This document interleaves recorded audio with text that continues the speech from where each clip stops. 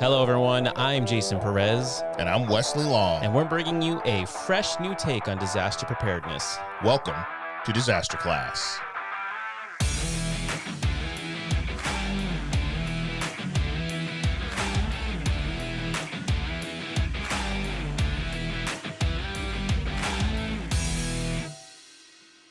Disaster Class is brought to you by Instinct Ready, whose mission is to educate, prepare, and equip individuals, households, and families for disasters through quality education and premium products.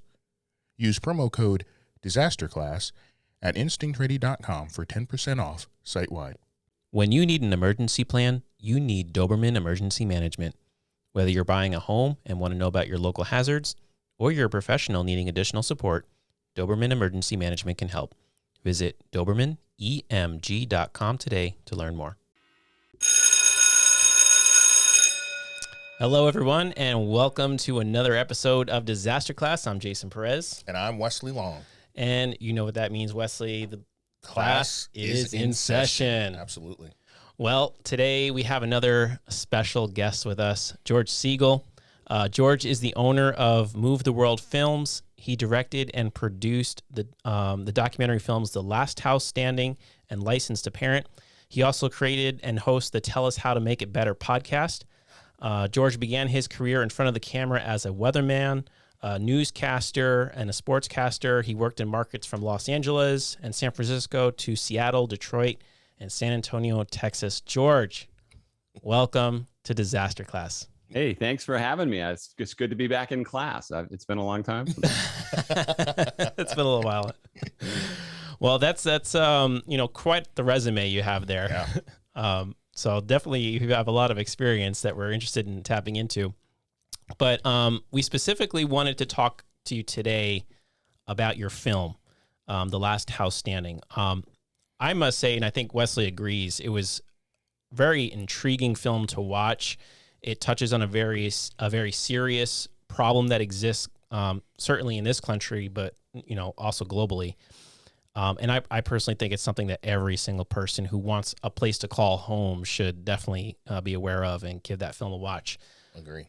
Could you tell us a little bit about what this problem is that you've uncovered and what led to you researching this topic? Well, it stems all the way back, probably to before I got in television, because I grew up in Southern California where we had fires and houses around us would burn down every year. And then I got out of school and got into the news business where I was covering tragedies that happen every year where people's houses were destroyed, including being in some major earthquakes. I was in the 1989 earthquake in Candlestick Park. And then from there, being in places where there were tornadoes and hurricanes and floods. And the common theme was people have their houses destroyed. And you go, well, did they know this could happen to them? Did they do anything to prepare for it? And in most cases, they didn't do everything they could have done to give themselves the best chances of surviving. And it just is mind-boggling to me because that's our biggest investment. We put more money into our house than anything. Yet I bet you have more idea of how safe your car is or even your bicycle than you do your house. And I just think our priorities are whacked, and it costs us billions of dollars every year. And it costs a lot of lives. Yep. Wow. Yeah, that's definitely. Yeah, absolutely true. And that passion that you have and commitment to this definitely came across in the way you put this film together. And I just wanted to add my appreciation for the film to that. The word I would use to describe how I felt it was profound. And I really, really feel that everyone should experience it. So thank you very much for that. But getting back to what we're talking about specifically here, in the film you mentioned a technology that exists to, that can make homes more weather resistant. So I guess the question that we have is so what are some of the underlying factors maybe preventing these safety measures from being implemented and incorporated into new construction, do you feel, from your perspective?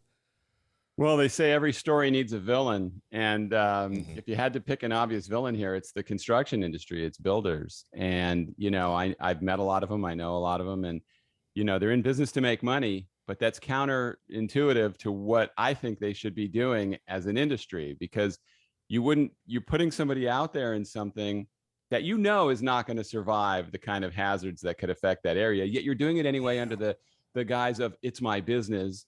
We had a builder in our film in Oklahoma who said, I said, whose job is it to make the house safer, the builder or the buyer? And he goes, it's up to the buyer. And it's like, why? And his attitude was because Right. as a business, they're afraid people wouldn't pay for having the better stuff in it that makes their house safer. And I think that is crazy, because you as an industry are doing something. You lobby to have lower standards. You lobby to have councils not increase the building standards in the community. So whether you like your builder or hate your builder, ultimately, they're not doing us a service by not building safer houses. They're building it so maybe they can be the ones that rebuild your house. Yeah. I loved that whole concept about how in years past, many years, decades, centuries ago, the builders having skin in the game. You know, they were held accountable and liable for if there was an issue. Yeah. Now, those were drastic measures. I'm not recommending. And when people watch the film, hopefully they get to this part and chuckle, like, I hope that's not what Wesley was saying we should do today. I'm not saying that would work in 2022. That's not what I'm saying at all. But the concept is there, right? The ownership beyond just, let me build you this thing, get paid for it, and if you need another one, you'll call me later, and that's the end of the relationship. So I get that very much so. Did you know that in a lot of cities or states, you can't even sue the builder? You can only go to arbitration. And then when you go to arbitration and you win, a lot of times part of the settlement is you can't talk about them. So they'll fix the problem or be told they have to give you the money to fix the problem, but you're not allowed to tell people that they did that or you're in violation of the agreement. So these guys are so protected. And if you look at something, it's laughable to me, but maybe we want to say cryable, that we see this happen year after year of all these homes getting wiped out, and then they just keep rebuilding them. It's like they keep getting away with it. And I know there's a lot of great builders out there. There's a lot of them that really care, that build fantastic houses, and those guys should be rewarded and applauded. But as an industry, I think of any house I've ever built or any person that I know that has built a house, it's only as good as the guy watching the guys that are building it, number one. Number two, for something that's so personal to us, I mean, there's a lot of times there's trash in the walls, people going to the bathroom in corners. I mean, the lack of respect for people that are ultimately ending up in that house is astounding. And the bad stuff overshadows the good. Because like I say, there's a lot of builders that are using the latest technologies and are building really good houses. And those guys should be rewarded on Zillow, Realtor.com, in all the press is saying, hey, builder A over here is doing it the way it should be done. Right. Yeah. Yeah. Absolutely. So, yeah, so that definitely a big issue that definitely needs a lot more awareness and attention. But, you know, when we talk about hazard mitigation preparedness, at least in our experience, the first question that people often ask is, what is this going to cost me?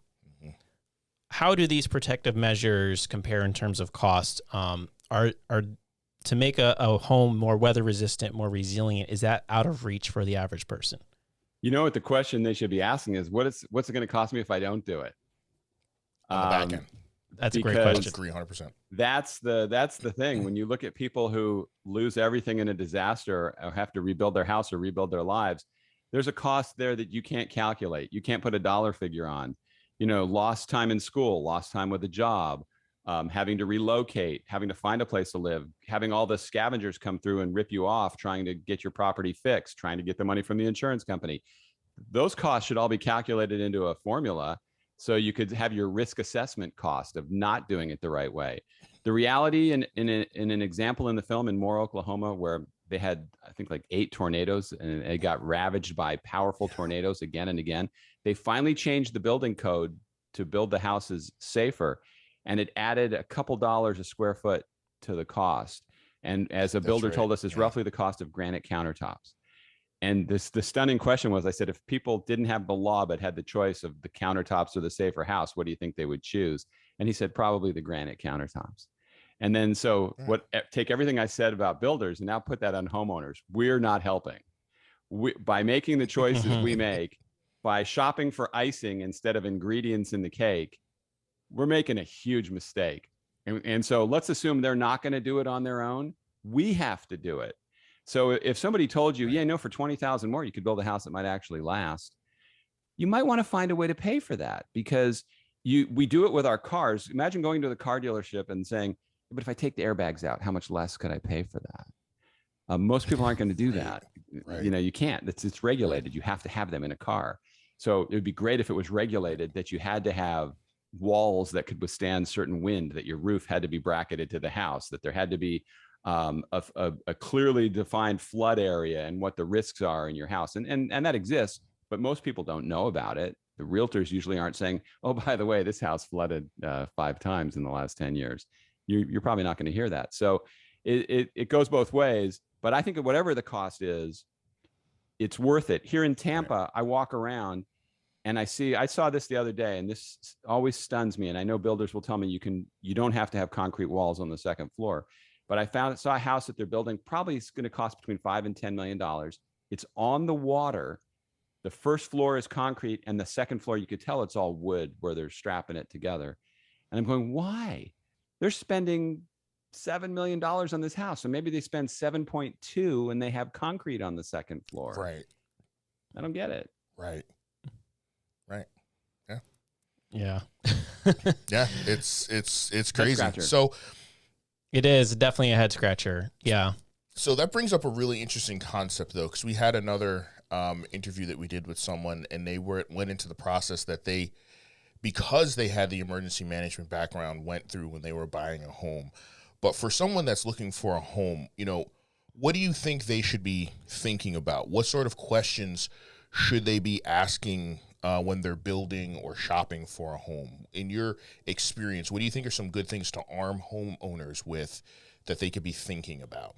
Well, the first thing I would do, and you can do this on your own, it just takes a little time, is I would know the history of the neighborhood you're looking in.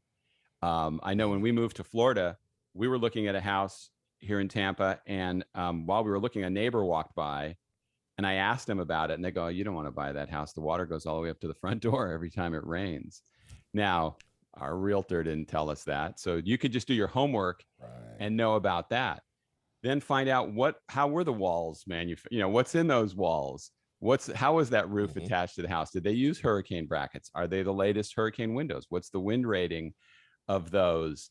Just ask questions. And to me, this won't be on a lot of the experts. You have guys on that are actually in the industry, and I'm an outsider who approaches it from a different perspective. But I want to know, okay, who was the foreman on this job? Was it, because when we moved into a house, the guy was showing me around and explaining everything. And he goes, that's my last day with the company.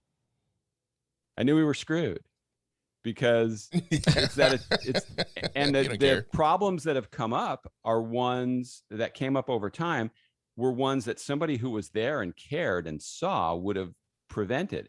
So I want to know what the chain of command was for building that house. And that's important, because it takes time to put a garage door in the right way. It takes time. Somebody has to walk around and say, is everything level? Are the cabinets all squared? Is the trim, are there lines in it where they cut it where it doesn't look right? And those are just the obvious things. When you see that they miss on the cosmetic things, you're going, okay, what did they screw up behind the walls? Are the hurricane brackets put in properly? Did they use enough nails? Why does the floor squeak? Or were they saving money on nails? I mean, there's so many things. Habitat for Humanity builds houses for a fraction of what most people pay for. And most of their houses survive disasters. And why is that? They have people building it that really care. They're there for a reason. They have a passion behind it. So they're doing the extra things to make sure that house is fantastic. They're not going through the motions on an hourly wage, doing a job that might not even matter to them. So I think the fact is, based on margin. Yeah, you want to make sure that they care. And I don't know how you always do that, because I like to think I'm smart, but I get screwed all the time. And I'm aware of what's going on. So imagine what most people, they don't have any idea. Yeah, it's very true. I just it's so interesting, because you say, just asking questions, like taking the time doing the research. And I think, we live in a society now where people are very conscious of reviews. Like, people are probably spend so much more time, doing research on that $20 item they're going to buy from Amazon. Right. And yet this is the biggest investment of their life. And they're not doing this type of research. So it's an interesting mentality. Yep. That and again, it's like I don't know the answer. I don't know why, Yeah. but it's definitely very perplexing. Yeah, and let me just open this up because that kind of bleeds into the next question that I was going to ask. With all of this experience that you've had, when people see the film, we'll see that what made it into the final cut was probably tens of people that were interviewed. I imagine in the process of making this, there might have been hundreds of people that were interviewed, and there's probably a lot of really good content still on the cutting room floor somewhere. So there's a lot of time and energy that you've put into having these conversations with individuals. What's the takeaway? Some of this stuff might be new to some of our listeners, some of the people that see the film for the first time, but what can we do to help arm individuals, right? If people are really going to be listening to this podcast, be talking about this, if this becomes conversation, how can we help them? What can we give them, right? What should, whether shopping for a home or already have a home, what should they be doing with this information, right? Maybe we can just throw that in there in the mix of where we're at with the conversation currently. Well, I think we have to change our mentality and don't assume it's not going to happen to you. Don't assume that I'll just worry about this later, because you really need to worry about it now. You need to worry about it. And it's tough because in such a competitive real estate market, the difficult customer is one they're not going to want. If you're in talking to, I've had builders that have been screaming at me. There was one guy, because I used to come out to the job site all the time to check on what they were doing. And he came out there and says, I don't need you looking over my shoulder at everything I'm doing. And I said, but I'd be the only one that's doing it because your guy's not doing it. Why am I the one catching all your problems? It's like, that shouldn't happen that way. And so I think people can't be intimidated by thinking they have to buy something and settle for something less than what they know is safe, because inevitably what you don't think might be a big deal, when you go to sell that house, or maybe while you're living in it, it'll become a big deal. You buy a house that you go, there's not enough closet space. When you go to sell that house, the first thing somebody's going to say when they walk through is, God, it's a great house. Wish there was more closet space. So now fast forward that to safety issues. The big hurricane could hit this year. Did they do anything to make that house safe? Ask for a list of items in that house that they think make that house safe. Ask what it's rated for. Know what the disasters are that could hit that area. Mexico Beach, Florida, to me is a textbook example, which we showed in the film. I think the wind rating, because it was an older community, was 130 miles an hour winds for construction, but most of it was built back in the 50s, 60s. I mean, a long time ago. So nothing was really built to code that was older. But they changed the building code after a Category 5 hurricane hit, and they bumped it from 130 miles an hour to 140 miles an hour. So if Hurricane Michael hit again and they rebuilt to 140 miles an hour, it's not going to help. And it's like, why would everybody not do along the Gulf Coast what they do in South Florida? I think it's 170, 175 miles an hour. So ask a lot of questions. Ask your realtor questions. If your realtor isn't being honest with you, it's like having a crummy accountant. Get another realtor. You need to do your research, and don't be faced with that feeling of, I have to do it. Oh, this is the only house for me. Because don't let somebody just pass their problem on to you. You make the buck stop with you and say, I'm not going to buy this unless I know more information, because it could cost me everything. Yeah. And certainly what we've talked about today is just a fragment of what you talk about in the film. So a question, where can people, because like I said, we really enjoy the film very much. And I think it's something everybody needs to watch, especially if they're in the market for a home. Where can people go to watch your film and stay in touch with you? Well, there's a couple ways. The first way helps the filmmaker, because you have to rent the film on my website, and that's thelasthousestanding.org. If you go to thelasthousestanding.org, you can rent the film for $3.99. But if you're sitting there going, I don't want to pay for this guy's film, on Tubi, Tubi TV, it's available for free. You have to watch commercials on there, but it's on there. You check your local public television station. It could be on their website, because it ran on a bunch of them around the country last year. So you might be able to get it that way. So I would check those resources. And if you have an event or something coming up and you want to talk about using the film for your event, just reach out and contact me. There's contact information on thelasthousestanding.org that will get you right in touch with me. And I'm very passionate about it and would love to talk to anybody. So I'm easy to get a hold of. Man, that's fantastic. Awesome. And before we conclude, you're also the creator and host of Tell Us How to Make It Better podcast. We had the privilege of getting interviewed on there with you. Great. What is your podcast about, and where can people find that? Well, that's at tellushowtomakeitbetter.com. And the concept behind the podcast is, I don't like people that just complain about problems. I mean, they frustrate me. I like everybody, but I'm frustrated by people that just complain all the time.